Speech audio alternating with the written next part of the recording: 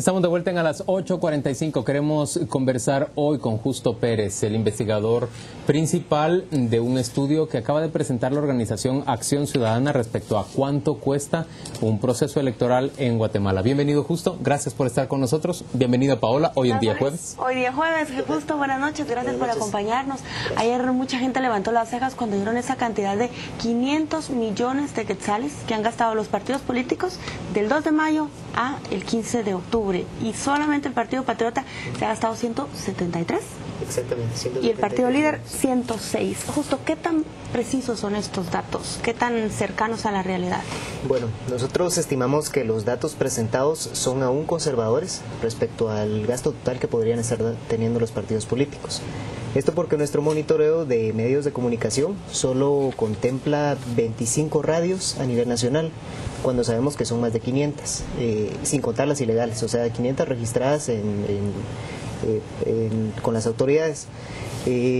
Aparte, en televisión solo cuantificamos 6 canales de televisión. Esto nos daría un margen de error amplio, pero lo que sí sirve es para hacer una cifra indicativa de cuánto podrían estar gastando y sobre todo que definitivamente han superado el techo de gastos de campaña del tribunal establecido por el Tribunal Supremo Electoral. 500 millones de quetzales, eso ya es una cifra bastante abultada, pero parece estar lejana a la cifra real. Y yo menciono un gasto concreto. Por ejemplo, en este cálculo que ustedes han hecho, no se incluye ni lo que gastan los partidos políticos en movilizar votantes para acercarlos a las urnas el día de las elecciones, ni se incluye un gasto como el que presuntamente realizó el partido oficial, la Unidad Nacional de la Esperanza, mediante el financiamiento de monitores del programa Mi Familia Progresa, justamente para conducir votantes a las urnas, que luego terminaron trayéndole, ¿cuánto? 992,000 votos a su listado nacional de diputados. Eso no se incluye en el estudio. Nosotros tratamos de hacer un estimado en proselitismo, gastos operativos más bien. A partir de una fórmula en la que promediamos el gasto en proselitismo o gastos operativos en 3 elecciones a nivel latinoamericano, nos da un promedio de que, aparte del gasto de medios de comunicación, se gasta en proselitismo un 40% más. 40% más en proselitismo. Entonces, en esta cifra sí es un estimado, no es un gasto más concreto como el que sí representa el monitoreo. Tratamos de englobar todo este tipo de gastos, pero sin embargo puede ser mucho más elevado. Por ejemplo, Patriota tiene 173 millones, pero solo en publicidad de medios de comunicación ha estado 124. Entonces a estos 124 le agregamos el 40%, que a la cifra de 173 millones. Hay otro dato que me llama la atención. Se está hablando de cantidades millonarias de dinero, pero ¿se puede saber este dinero qué tanto ha sido pagado ya y qué tanto se debe, o los partidos les están dando pagarés a sus proveedores y lo que están haciendo es acumular endeudamiento? Esa es una de las preocupaciones que nosotros tenemos de las recientes semanas. Y la preocupación es que los mismos candidatos le están diciendo: nosotros no reportamos nuestros gastos frente al tribunal porque no tenemos cómo pagarlos aún. Es decir, están gastando precisamente endeudándose o comprometiéndose de alguna manera con el gasto que están haciendo. Por ejemplo, se comprometen frente a canales de televisión o frente a estaciones de radio, pautando unos mensajes publicitarios que luego, si no llegan al poder, no van a poder pagar. Pues probablemente no van a poder pagar, pero recordemos que, estas son las vías precisamente que se abren para que la corrupción entre en el Estado. Claro, porque si llegan al poder, es que a mí me preocupa, lo pagan con esa pauta que ofrece el gobierno. Al ciudadano no le importa si no llegan al poder, no tienen con qué pagarlo, eso es un asunto de ellos. Pero si llegan al poder, ¿cómo lo van a pagar? ¿De dónde va a salir ese dinero? ¿Y con qué compromisos están haciendo? Esas son lo que dicta la teoría democrática, es que precisamente por eso es necesario regular el momento de la campaña electoral, tanto en cuanto cuánto están gastando, por el tema de la equidad y la igualdad en la difusión de ideas, como el tema de dónde viene ese dinero. Y nosotros estimamos que un 92% del dinero es de capital privado y no público, que es otro de los problemas, sin tener una certeza real de cuál es el origen real de ese dinero y quiénes son los que están financiando la campaña. ¿Y qué piden a cambio justamente de ese dinero?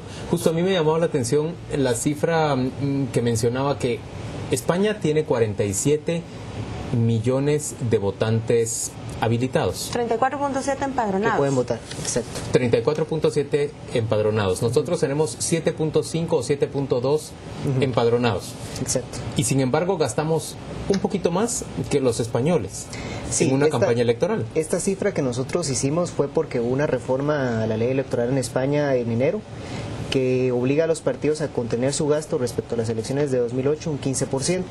Entonces, en total, los partidos podrían estar gastando en quetzales 444 millones de quetzales, mientras lo que nosotros estimamos que del 2 de mayo al 15 de octubre los partidos guatemaltecos ya habrían gastado 501 millones de quetzales. ¿Cómo podemos explicar que en Guatemala, haciendo la vida más barata, puede ser más cara una campaña? Ese es el tema, ¿verdad? Yo creo que... Pero luego se le tiene que llegar a menos votantes potenciales en Guatemala que en España. Yo creo que el tema es la débil institucionalidad de los partidos políticos. Los partidos hacen su mayor esfuerzo en la campaña electoral. Lamentablemente se convierten en máquinas electoreras porque no tienen arraigo en la ciudadanía. Claro, la hipótesis es que tienen que invertir en marketing, en vallas, en espectaculares, en anuncios de televisión, porque realmente no han hecho un trabajo de base que transmita un ideario propio. Además, los partidos cambian cada 4 años, son distintos. Exacto. Además que sí es un fenómeno mundial que la democracia va trasladándose de ser una democracia, digamos, del contacto directo, de proselitismo, precisamente del mitin político, a una democracia de audiencia. El gasto es mayor a nivel general en medios de comunicación y por eso es necesario regularlo. Se le llama una democracia de audiencia. Democracia de audiencia, exactamente. ¿Tienen datos estimados de cuánto puede gastar un partido político el próximo domingo, el 6 de noviembre, para movilizar gente? Bueno, la primera quincena de octubre estaban gastando entre 17 millones Patriota y 15 millones Líder. Generalmente, conforme se acerca el día de las elecciones, el gasto crece. Nuestro estimado es que en lo que queda del proceso electoral van a estar gastando de 20 a 25 millones de quetzales en publicidad. ¿En qué periodo? ¿En un día? ¿En una semana? En los 15 días, bueno, serían 21 días restantes. Diarios serían 1 millón y medio de quetzales, más o menos. Yo hice la división y se gasta el Partido Patriota, según estas cifras que ustedes decían, 41,000 por hora. Sí, más o menos por ahí va nuestra estimación. Son 1 millón de quetzales, 1,2 millones de quetzales diarios. Justo lo que estamos viendo entonces es que no solo en Guatemala, pero sobre todo en Guatemala, las campañas electorales están tendiendo a ser cada vez más desarrolladas vía medios de comunicación y no vía acercamiento al votante y persuasión directa al votante para que capte las ideas que transmite el partido político. Pero en Guatemala se acentúa mucho ese rasgo porque aquí no tenemos instituciones. Sí, son 28 partidos políticos los que hay inscritos en el registro de ciudadanos, 19 participaron.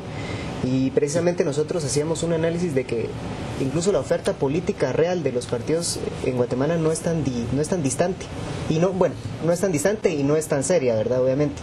Pero hay partidos que tienen similitudes que sin embargo no logran consolidar sus intereses, probablemente porque siguen más intereses sectarios que intereses, digamos, nacionales o ideológicos incluso. La otra cosa es que los mismos políticos, los activistas y los candidatos, digamos, a alcalde o a diputado, se van cambiando de partido. ¿Cómo hace el elector para diferenciar entre un partido y otro si no tienen un ideario distinto, no proponen cosas verdaderamente distintas, piensan muy parecido a los partidos políticos?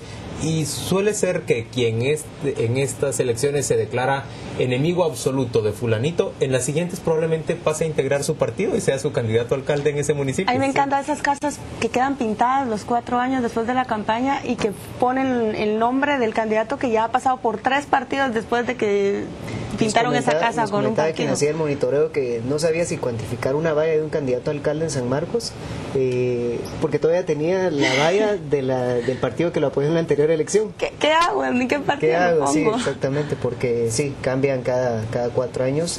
Y por eso es que el esfuerzo se concentra en la campaña electoral, en hacer conocer la débil propuesta política y el ideario del partido. Que sí Justo, lo que no cambia cada 4 años, lo que permanece constante, es quiénes son los proveedores de la plata. Es decir, surgen nuevos, por supuesto, pero los grandes grupos económicos del país suelen ser cada 4 años otra vez financistas de campaña.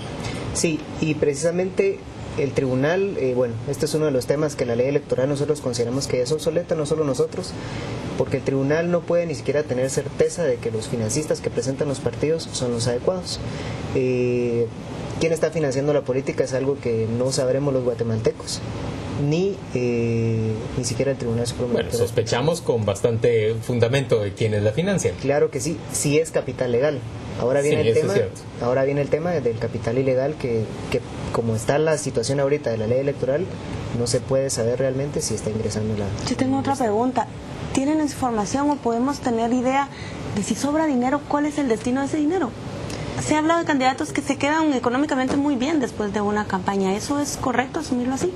Pues si ellos dicen que están endeudados, no sabría realmente si Pero si la esto IBE, pasa. por ejemplo, nunca se da cuenta, la Unidad de Investigación Financiera de la Superintendencia de Bancos, nunca se ha percatado de cuánto se enriquece un candidato que quedó en primero o en segundo lugar, por ejemplo.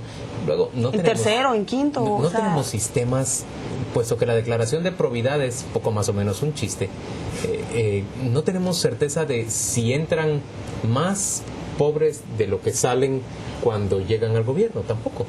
No la tenemos porque, bueno, como ciudadanos, no la tenemos porque precisamente la declaración jurada patrimonial es privada, o sea, solo se puede tener acceso a ella mediante orden judicial. Esto es una salvaguarda, al final para la transparencia y la rendición de cuentas no se tiene certeza de eso, solamente las instituciones, en este caso la Contraloría General. Claro, pero la Contraloría, cuando ha perseguido a un presidente o un vicepresidente por enriquecerse, menos en un proceso electoral, jamás. Sí, no lo ha hecho y es preocupante, es parte de las cosas que hay que reformar en la ley electoral, es cómo se entrelazan las instituciones del Estado precisamente para poder tener certeza de este tema de cuánto se podría enriquecer un candidato político y de dónde está saliendo el dinero, que yo creo que si hubiera una participación más importante de IBE o de SAT, podría tenerse más certeza de ello.